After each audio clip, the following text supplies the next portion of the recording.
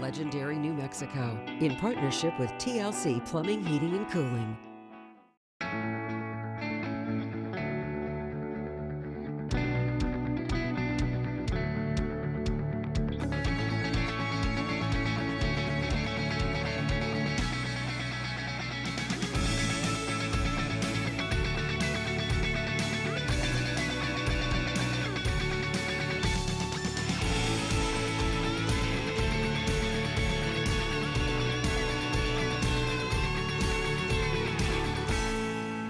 The landscape of business in New Mexico is diverse. From the early days of agriculture and trade to the 21st century production of computer and electronic products, our state has seen it all. On this episode of Legendary New Mexico, we explore the success of businesses both big and small, starting with what is regarded as one of the oldest businesses in the state. Not long after the town of Mesilla, New Mexico was established, the building which now houses El Patio Cantina was constructed. From its inception, the building was one of the first mail stops in the small colony. It was also home to a bustling newspaper, the Mesilla Times, a saloon, a blacksmith shop, and then finally back to a post office. This is all before finally becoming its current status of El Patio Cantina. During its entire existence, the building has been owned by one family, the Fountains. Now, they are all direct descendants of Albert Jennings Fountain, a once soldier, journalist, and prominent lawyer who lived in the area. Fountain and his young son were killed while returning home to Mesilla, but the family is continuing his love for southern New Mexico and the continued success of the building, 150 years strong and showing no signs of slowing down. When it comes to iconic businesses, many of them have found their homes along the historic Route 66. One business in particular has been seen on CNN, the Food Network, as well as the pages of USA Today, the New York Times, and GQ. What is your favorite dish to get at Frontier? Cheeseburger with French fries and a large orange juice. Salmon rolls. With the enchilada plate. With a menu covering ranch-style breakfasts, savory burgers, and spicy New Mexican cuisine, the iconic Frontier restaurant has been the go-to eatery in the University District for decades. The Frontier started with humble beginnings in 1971 for transplant New Mexicans Larry and Dorothy Rainishek. Former boss of Larry's found the vacant property on Central and Cornell, formerly known as the County Barn Restaurant. He sort of retired and he was on his way to Taos and saw this building for sale with the empty space of the first dining room as it is today, and made a bid on it and got the property, and so called us and says, gee, instead of working for someone else, you could work for yourself, and I've got the perfect location for you. Now, the Frontier wasn't an overnight success. In fact, on their first day of business, they brought in just $57, a far cry from what they needed to cover their overhead. But I think by June of that year, we were more than doing the $300 a day, so we knew we could make it. It has been growing ever since. We like the Mexican combo. That's amazing. I like it all. Frontier roll. The Frontier has celebrated consistent growth and major milestones in their 47 years of business. In 1972, the Rainisheks opened their first Golden Pride Chicken restaurant, a satellite eatery featuring a pared-down menu. Over the years, we really got the Golden Price going when we put in the carne adobada and also the breakfast burritos. And the breakfast burritos were the home run. The restaurant started roasting their own green chili in 1978, and according to the Daily Lobo, they serve nearly 50 tons of the spicy staple every year, be it on their enchiladas or in their green chili stew. People say it cures colds. I don't know for sure. Aside from satiating students and faculty's hunger, the Rainisheks have also helped in the growth of young minds, hiring hundreds of students while on their journey to success. So I worked there in high school. I went to Highland High School, and I lived near the Frontier restaurant, and so I would bike there. I was the guy, you may know this guy, there was like extra shifts, I'm your guy. Like anyone who couldn't work their shift, I'd say I'll take your shift. Or if someone didn't show up, I'd stay and work a double.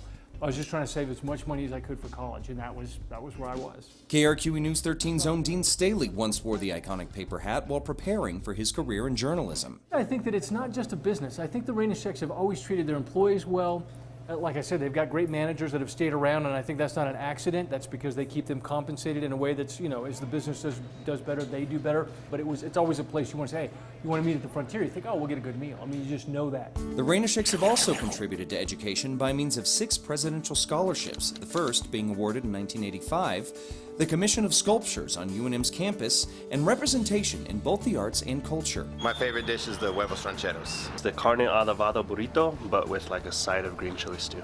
Frontier burrito. But what is the secret to their success? Well, some people say it's their signature sweet rolls, their savory bonanza hamburger, or their fresh out of the oven tortillas. The Rainischeks say it's something else. We want to really emphasize is how important it is to have a good staff to live up to the standards that the customers have been accustomed to. The employees feel like it's partly theirs because they enjoy working, they have a smile on their face most of the time. As Larry and Dorothy celebrate 54 years of marriage and 47 years of business in Albuquerque, there's no sign of slowing for one of the Duke City's most valued treasures. Frontier is where you go either is your last stop on the way out of town, and then it's your first stop when you come back in. The Frontier restaurant is open daily from 5 a.m. to 1 a.m., except for Thanksgiving, Christmas, and New Year's Day. When we return on Legendary New Mexico, it's a family business that started from humble beginnings and has grown into a global icon of music.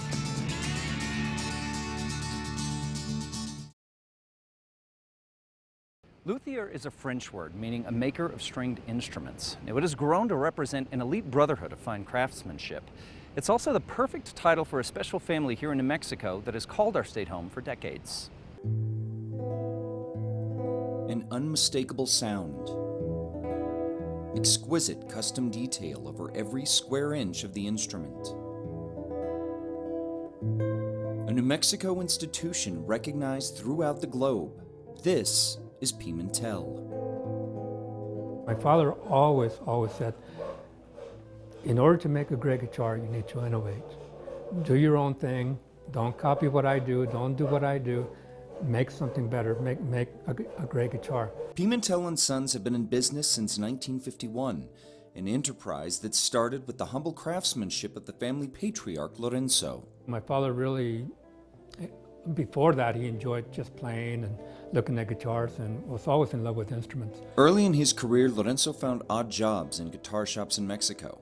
In between sweeping up sawdust and maintaining the shop, he honed his craft as an instrument maker, clandestinely creating his own guitar. People came in that were artists, that were guitar artists from Mexico, and they were looking at the guitars there, and then they finally came to his guitar and they said, well, what about this one? And they played it and they said, well, this is a really nice guitar.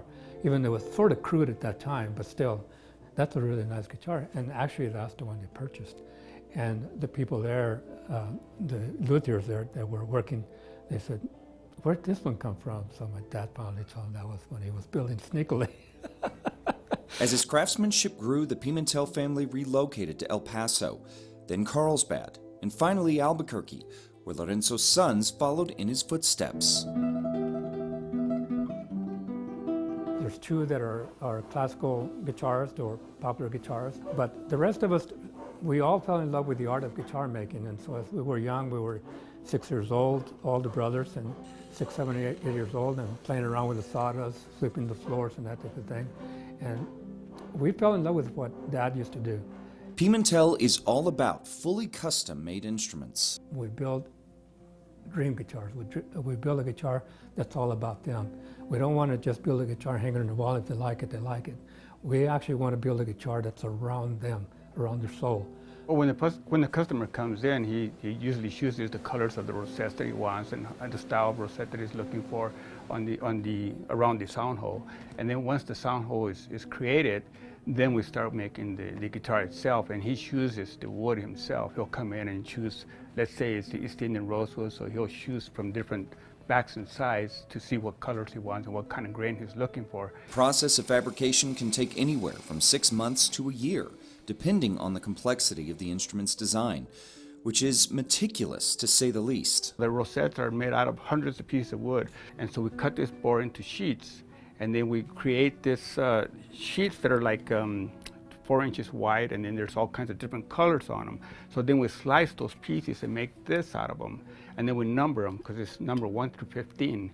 And then every piece that you see here will be glued together one by one, creating this design here. So you glue in it, you're scraping one edge, and as you scrape the edge, it starts to turn. And so that gives you the circular look to it. And then you slice them like this. So this is sliced, and then that goes into the ring of the guitar on the top. And then we cut 2 more pieces out of it to make it a little bit wider, and we add turquoise, or we add shell, or we add different colored woods, and it makes the rosette complete. But it's not just guitars that Pimentel makes. As the popularity of mandolins and ukuleles have grown, the brothers have met the demand with their own line of high-end solutions. Well, it's a little bit more difficult because they're a lot smaller. And well, the ukulele is still not as difficult, it's just smaller than a guitar, but it's just more or less the same as a guitar. So all the work still does the same as a classical or a big instrument. The only thing is a lot smaller, so it's harder to stick your hands in there, to put all the bracing in there, to hold everything together. And they all look beautiful, except the little ones always look a little bit more cuter and more prettier. People say, well, that's so cute. Cute and world-class, the way only Pimentel & Sons can make them. For more than half a century, Pimentel has made New Mexico proud, recently receiving honors from the New Mexico Senate and House of Representatives. And that's because of the quality of work that we do and the number of years we've been in business. Since 1951, that makes 67 years. Last year was 66 years, and they thought that we would be recognized in Congress, in the Library of Congress, and they'll be there forever. Going 67 years strong, Pimentel continues their tradition of excellence to the next generation, a tradition that runs deep in their blood. When I build that guitar and the customer comes in and he says, wow, and he plays it, and you can feel his soul within your soul. There's nothing better in the world than that. The Brothers Humble Workshop is still located here in Albuquerque, and they can begin to craft your dream guitar. That is, of course, if you have the time and the money. Stay with us. After the break, we've got the incredible story of Fred Harvey and his legendary chain of houses throughout the state. 19th century entrepreneur Fred Harvey is arguably the father of the hospitality industry here in New Mexico. Catering to the growing railroad industry, his company set up numerous hotels and restaurants throughout the state. David Romero has more. Known as the civilizer of the West, Fred Harvey was not just an entrepreneur, but someone credited with how modern restaurants and hotels conduct business to this very day. McDonald's and their whole standardization of their business model inspired by Fred Harvey, because Fred Harvey was the first national hotelier and the first national restaurant chain in the United States. Like a Hilton or a Hyatt or a Marriott today, Fred Harvey was the man. At the height of the railroad era, the Fred Harvey Company was responsible for lodging and dining along the major railways through the West. At one point, there were 84 Harvey facilities across the U.S., from Illinois to California, 14 of those right here in New Mexico, bringing with them big tourism dollars and even establishing towns at the same time. These buildings, of course, are so much more than hotels. The great hotels in these old towns were community centers. This is where everything happened. Weddings, funerals, in Las Vegas, bar mitzvahs, because there were so many Jewish merchants here. Everything happened at a building like the Castaneda. So when these buildings closed down, this one in 1948, much of the town shut down with it too. Because what you get out of these buildings that you can't get from new construction is a sense of place. Right, so if you want to know what New Mexico is about, you can't find that out in a new hotel or a new mall. You can only find it out by going to cities like Las Vegas and looking at these incredible old buildings from the turn of the last century. Fred Harvey is not only known for his successful business model, but a pioneer when it came to employing women at a time when that was not the norm. Fred Harvey did so many innovations. Like the Harvey Company was the first one to hire women in huge numbers. Over 100,000 women work for the Fred Harvey Company. That's what they call Harvey girls, because they couldn't rely on the cowboys and the ranchers to show up. And the women, of course, they showed up. They didn't get in fights. They were respectful. And that was a huge breakthrough. So you think of all these innovations that happened for the entire country, and they happened here in New Mexico. The business model itself was amazing, but even more so were the physical buildings tied to the facilities.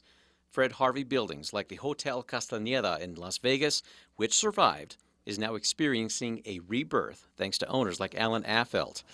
Other landmark Harvey locations like the Alvarado Hotel in Albuquerque were not so lucky. The building was demolished in 1970. One of the last surviving and still operational facilities is La Fonda Hotel in Santa Fe. But major cities were not the only spots that Harvey picked throughout New Mexico. Other spots included Belen, Clovis, Deming, Gallup, Lamy, Las Cruces, Raton, San Marcial, and Vaughn. The Santa Fe Railway was the biggest property owner in the Southwest, and they were the biggest real estate developer too.